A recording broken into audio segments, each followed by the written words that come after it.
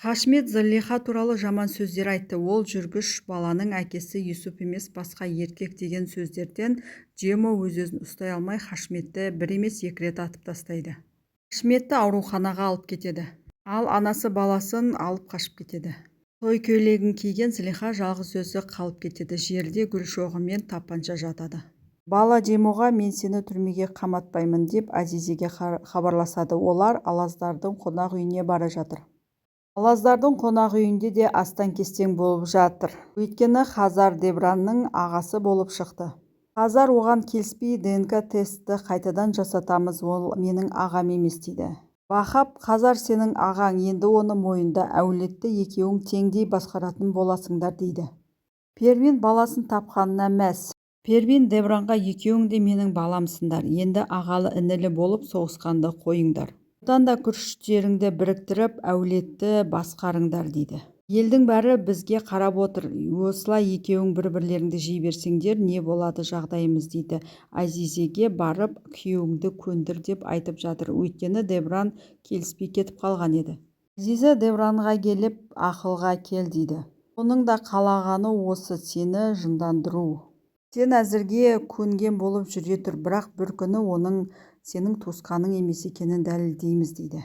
Дебран келіскендей болады, бірақ Хазарға келген кезде оны көрген сайын жыны келіп, оны одан сайын ұрып тастайды, оны әрең ажыратып алады. Хашметті ауруханаға әкеледі, ол қанды көп жоғалтыпты, бірден операцияға алып кетеді. Сухейла күйеуім өлмесін деп жылап отыр.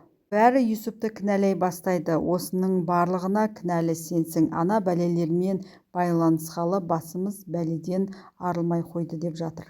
Полиция келіп, кім атты деп сұрайды. Барлығы Джемо атты. Анасы ол жерден алып қашып кетті деп шағымданып жатады. Бала Джемо екеуі Алаздардың қонақ үйіне келіп тұр. Джемо бұлай болмайды, мен барып берілемін деген кезде анасы ешқайда кетпейсің, сені қашырып жіберемін деп оны тоқтатады. Азизе келіп Джемоны шапалақпен тартып қалады. Сен ақмақсың ба? Неге бізді өзіңді ойламайсың? Бәрін құрттың дейді. Хашметті білмейсің ба? Ол бұдан да алдын бізге қаншама жаман сөздер сөйлеген. Енді соның сөзіне бола енді өміріңді құрттың ғой дейді. Бала Азизеге қарсы шығады. Баламды ешкімге бермеймін, оны түрмеге қаматпаймын деп, оны қашырып жіберемін. 20 жыл әкеңмен орманда қалай тығылсақ, тағы 20 жыл солай тығылуымызға болады дейді. Сол уақытта полиция қонақ үйге келіп Джемоны іздестіріп жатыр еді. Азизе мен бала Джемоны Азизе мен Дебранның үйіне алып кетеді. Ал Дебран полициямен сөйлесеміз, сіздер кете беріңіздер дейді. Бала күйеу баласына өтінемін, менің балама көмектесші деп жалынып сұрайды. Зылиха жылап-жылап не істерін білмей ауруханаға келеді. Ауруханада Хашметке операция болып жатыр. Ал туысқандарының барлығы Юсупты кінәлаумен болуда. Зылиха келіп Юсуп дейді, бірақ Юсуп отыра береді. Нежла Зылихаға тап береді, оның көйлегін жырта бастайды. Сенің кесіріңнен барлығы деп.